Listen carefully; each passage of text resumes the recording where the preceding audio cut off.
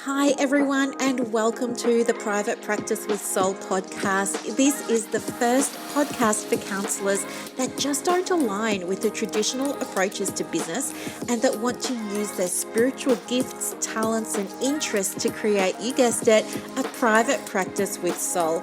So, look, leave it to me to provide you with everything you need, including strategies that you can use to increase your income, reduce your workload, and of course, increase inquiries and referrals to your beautiful soul-led private practice. I love it so much. If you haven't done it already, grab your journal, grab your pen, and let's begin. Welcome. Super excited to be here because today I want to teach you how you can get your first few referrals free. I know you are going to love it so much, I promise. So before I get started, I just want to share with you, today marks, it must be day 8 now. So this is the first day of week 2 of a little experiment that I'm running. And I have to say, I am really enjoying it. I am documenting everything as I'm going because hopefully it's going to work and I'll be able to share it with you, and then you will be able to, touch wood, get the results I'm getting. So that's why I'm sort of documenting it all. And you know what? If it all goes pear-shaped, that's fine too, because I'm documenting it. I'll be able to see what I could do differently next time, and I'll just give myself another 30 days to do it. But so far, as I said, touch wood, so good. And I have to say, this experiment that I'm doing now, it has been so helpful in getting me to be really consciously aligned with that harmonization and integration of the masculine and feminine. I think I said last time, I didn't realize how I'd sort of moved so much into the masculine. And I guess by bringing that balance back, it's just been bliss. Like yep. And guess what else? In other news, Gabe has been a little bit anxious lately. I don't know why. He's super anxious, the little fella. And Anyway, he gets quite frantic at night time now. Anyway, so I'm doing my very, very best and to keep him calm and reassure him. And, I'm nearly finished my Reiki practitioner course. I'm loving it so much. I'm always doing a course. But anyway, what I did the other night was I thought, I'm just going to give it a go. And, I did Reiki with Gabe. And for those of you who don't know, Gabe's my fur baby. He's a dog. He's a Maltese cross something. We don't know what, because he was a rescue. And anyway, it worked. And he was out like a light in 10 minutes. So, of course, the next night I was like, let's do it again. And it still worked. But then on night 3, he was too far gone for me it was too late for me to do anything about it. But anyway, last night, he had a great sleep. We just made some little changes with the room and things like that. And great sleep.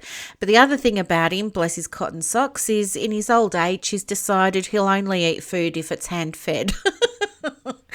I swear he's like Nero getting the grapes at the moment. And it's refusing to eat any dog food. He's only wanting like human being food. And as I said, it has to be hand-fed or he won't eat it. So, my life, right? A fur baby mum life. But what I want to talk with you about today, if you can hear a buzzing sound in the background, a neighbour has just decided it'll be a great time to whip a snip. So that's all that is. Hopefully you don't hear it too much. So how can you get some referrals free? Well, I'm going to teach you. It's networking. That's it. It's networking. I think what happens though is sometimes we don't really know how to do that effectively.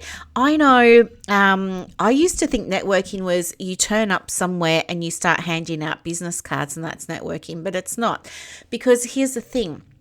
To get referrals, you need to be in your feminine energy, right? The feminine is about receiving. So networking is not about you going there and talking all about yourself. Networking is going there in the feminine and listening, having the conversations, building relationships, establishing rapport, getting to know each other. So here comes the whippersnipping. Sorry about this. Hopefully it's only for a moment. But anyway, if there's something that I can share with you, it would be before you let somebody know what you do and how you help, really think about connecting with them first. And then if it feels okay and it's appropriate and there's, it's the right opportunity, then go ahead, absolutely, and tell them a little bit about what you do and why you love it so much. Because when you're in the feminine, that's kind of a leaning back energy, right? It's a leaning back energy for you, and it's a leaning forward energy of the other person. We want the other person to lean forward, to lean into us with interest, because they want to know what we're doing. If we come at networking from a masculine approach, what's going to happen is you're going to push yourself onto other people. You're going to start handing out business cards without listening to them and be more invested in what they can do for you than you can do for them. And it's going to result in a you leaning forward energy and a them pulling back energy. Like, think about if you've ever been in a shopping centre and people have been handing out things or wanting to do surveys and stuff like that, in the middle of the walkway, they're coming at you. What's your natural inclination most of the time? It's to pull back, pull away, avoid you, walk to the other side so that so you can avoid them. All sorts of things you come up with to avoid that conversation. So you don't want to be in that space, and you don't want to create that space for other people. So approach your networking from a feminine perspective. Don't make it about you, make it about them. So what does this look like in real life? Well, I believe that we've got 2 online communities at the moment, right? We've got Counsellors Connect Australia, and we've got the Australian Counsellors in Private Practice Online. You can go into either of those groups and network at any time you like. And here's the thing, when we are networking, I want you to really think about connecting with the other person first.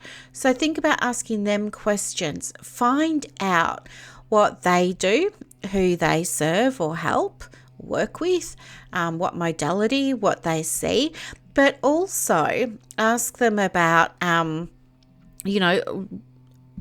if they wish that they had someone to refer out, or what kind of presentations do they see that they need to be referring out, or something like that. Try and understand what it's like in their private practice through their eyes. And guess what? If they're saying, I work in this area, but I sometimes get referrals for this and I'm not really sure where to send them, you can say, hey, that's my niche, that's my area, I can help you out there. And then they're going to invite you to talk about your practice, right? This is the feminine energy. So I think when people say, I don't like selling, I don't like marketing, and I really don't like networking, I think it's just because it hasn't really been approached from the feminine. I think, as we were saying in a previous episode of this podcast, that for many of us, we grew up thinking or seeing or under the impression that selling was typically, this was my experience, selling was typically done by men, not women. And that, everything about it was sleazy. I mean, Mad Men, car salesman, or all those sorts of things. And they just never had a good name. Selling just never had a good name. And the other thing I can remember is my own experiences of door-to-door salespeople. I remember once, I was really young, right? I think I was maybe 12 years old.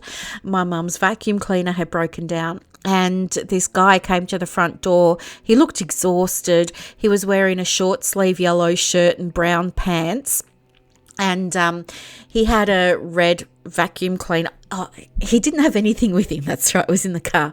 And he comes, and my mum says, can you go and answer the door? So I answered the door, right, and this guy's standing there, and he says, oh yeah, I've got some questions to ask you about your vacuum cleaner. And I'm thinking, why is he asking me about that? But I'm answering them because I'm naive and I'm young and I don't know what's going on. And then he says that he reckons he could get some of the dirt out of the carpet. You know where this is going, right? So I go, oh, okay. And then I said, well, I'll need to get my mum's permission because I'm not allowed to have anybody in the house without her permission. So if you could just wait there. And he says, oh, yeah, that's fine. I'll go out to the car and I'll get the vacuum cleaner. I said, okay. So then I tell my mum, I run back inside and I tell my mum, you know, I've arranged it so this guy's going to vacuum the carpet for you and it's going to look like brand new again and you're going to love it. It's going to be awesome. It's going to be great, you know, all this. And my mum's just like, what have you done? You didn't say he could come inside, did you? And I said, yes. So I didn't know it was a sales pitch. And next thing you know, he vacuums like a little bit of the carpet and he had so much trouble with his vacuum cleaner. Like parts of it wouldn't attach properly and then it wasn't working properly. And he was getting very, very flustered and very, very, you know, he was trying to be professional about it, but you could tell he was about to lose it. And then he had to sit down at the table with my mum and talk through like the price and everything. And my mum had to sit there. And yeah, I had to sit there because my mum said to me, oh, no, you're not going anywhere. You're going to stay here and listen to this. And so that was my sort of really early experience of, well, I was going to say being subjected to, but wasn't because I invited it in. But that was my very first experience of selling or being sold to. And so kind of leaves an impression, right? And I don't know if you had a similar experience with door-to-door salesmen. The other thing, and I'm showing my age now, but the other thing that we used to get was Encyclopedia Britannica. So every year, these two guys would come along and they'd have a sample copy of one of the letters of the alphabet and it'd be all leather bound with gold embossing on it and stuff like that. And they'd talk to us or want to talk to us about the Encyclopedia Britannica. But we didn't see them after a while because when computers were invented, which actually was not that long ago, let's be honest, it was like 20 years or something, and we didn't have the internet and, you know, all this sort of stuff. But I remember my very first computer, I got it when I was studying at university. So I think they must have come out in, well, from the mid-90s, because that's when I was at uni. And I remember getting this computer. I thought it was amazing because it had 1 meg of memory. Anyway, it came with a CD-ROM, which you could do all sorts of fun things with. But anyway, one of the CDs that came with the computer was called Encarta. And Encarta was the whole encyclopedia on a CD-ROM. So yeah, I didn't see the Encyclopedia Britannica guys after that anymore. And I didn't have to go through a sales pitch to get my Encarta. It just arrived. But anyway, the reason that I'm sharing that with you is to illustrate how our early experiences of being sold to can affect our beliefs around what selling to is like. And I think that it's really helpful for us to be aware of this and to do some of that inner work so that when you do go and network, you're going to be able to seriously, truly build some genuine relationships here. I think the thing is that in order for networking to work for your private practice, I would encourage you to have maybe 3 practitioners in your group, no more than, say, 4 or 5. And the reason for that is because I want you to connect with people that work in totally different areas with you. There's no point if you're doing trauma counselling of you connecting with other trauma counsellors, because that's not necessarily going to be as effective as if you're working with grief and loss, or you're collaborating with grief and loss counsellors, or you're collaborating with couples counsellors. The more variety you can get in your network, the more effective the networking becomes when it comes to exchanging referrals with each other. The other thing too is you need to really commit to your little bubble, your little network of 3 to 5 practitioners. You really need to commit to that. You have to have a genuine desire to want to give before you take, and you have to have a genuine desire to feel joy and happiness when you give out a referral and when you see their practices growing, because that is going to allow you to receive even more. So don't always expect or hope or wish, because that energy is repellent. We want to be in an energy that's going to result in the attraction of inquiries and clients and referrals from your network. Okay, so commit to doing it, commit to supporting the people in your little network, and commit to the private practice. Okay, commit to helping others and commit to expanding their networks with them, because expanding their client lists, their client databases, their client referrals, their businesses. Commit to that, because the more you can help them fill their diaries, the more they're going to help you fill yours. It's a two-way. That's what flow is, right? It goes two ways. And then the last thing, of course, is to have a really optimistic and positive mindset. You're only going to get out of a network what you put into it. And they do, and they can take time to cultivate.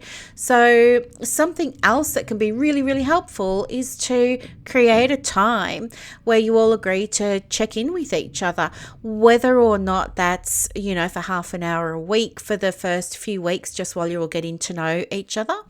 Have a look at each other's business websites, have a look at each other's Psychology Today profiles, print off each other's information, go through your recent inquiries, anybody that you didn't accept, maybe reconnect with them and say, hey, I know I said that I couldn't help you because it was out of my area or it was out of my scope of expertise, but I do have a colleague who can absolutely help you, and they have availability.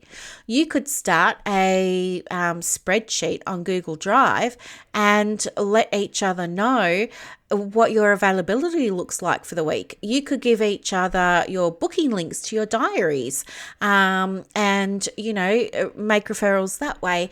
There are so many ways that you can support each other. As I said, you just need a few people in your network that you want to work with and that don't do what you do. So if you want to create a network and you're in one of those two communities of mine, go ahead and put the call out. Say, hey, listening to this podcast, I've decided I really want to create a network. I'm looking for 5 people that do not work in this niche, because that's my niche. Who are willing to, and put down what you're looking for in a network, who are aligned with my values, who want to grow their businesses, who are happy to exchange referrals, all that sort of jazz, who are happy to build solid relationships with other people in our little network. I'm hoping to get 3 people together, plus myself, so that would be 4 of us. Do you know what I mean? So give it a go if you're inclined. But this is a really fast way to fill your diary and get referrals and inquiries without advertising, without doing paid work or anything like that. So it is super duper helpful. And now, just getting on to something completely different. I've left you with all how to do your networking and things like that. The other thing that I want to do is share with you an event that's been run by Dr. Vivian Colgrove. Now, it's called Tuning Relationships with Music, and it's level 1 training. It's happening from the 6th of November to Sunday, the 27th of November. So, Tuning Relationships with Music is an evidence-based therapy for parents who've experienced trauma as well as their adolescent children.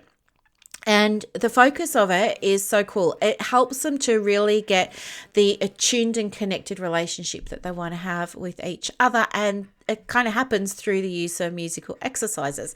So much fun. So anyway, this PD is available to all professionals who are working in counselling and therapy with parents who've experienced trauma and their children. The professionals do need to be qualified in a discipline that entitles them to achieved registration with their body, but you don't have to be musical to participate. And there are 3 levels of the training.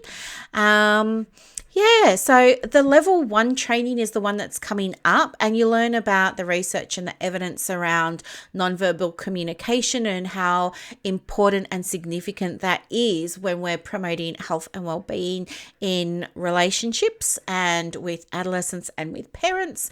You learn about additional nonverbal communication challenges for families that have a history of trauma. And you do all sorts of other things, including using music to assess nonverbal interaction and how to resolve conflict. And there's a bunch of things as well, like understanding the rationale for using music as a way to address some of the more implicit, maybe emotional, but also somatic processes that can drive conflict within a systemic framework. There are also things that you can learn, like how to clinically observe music-based assessments of things like parent-child interaction and conflict interaction, and then how to take that information and use it in the important work that you do. So I will put a link to this training in the show notes for you, so that you can go and check it out. It is online. And I don't know, hopefully there'll be a recording available and things like that, but it certainly sounds really interesting, and I just really, really, really wanted to share it with you. And other than that, I think that's all for today. Oh, no, it's not. In case you're looking for mentoring and supervision, do feel free to head over to resources.brooklynstorme.com for some information, because I've just opened up new places for mentoring and supervision. As people finish up their programs, then I can open up more spaces. So people are finishing in the next few weeks, so I want to get those places filled. I let everybody know about the mentoring program yesterday, and one spot went already. So, and I've just put up a post today about the supervision. So if you're looking at either of those, do head over to the website. It's resources.brooklynstorme.com. Otherwise, have an awesome day. Thank you so much for listening to another episode of the podcast. I appreciate you so, so, so, so much. Bye for now. I hope that you loved this episode as much as I loved putting it together for you. To get more resources to help you in your private practice, head over to Instagram. My handle is @theprivatepracticecoach. And also, if you want more inquiries and referrals for your business, let me know. I have a program called Clients on Demand that opens every quarter, and I can absolutely get you some information for that as well. You are doing an amazing job. Thank you for sharing your gifts with the world. Bye.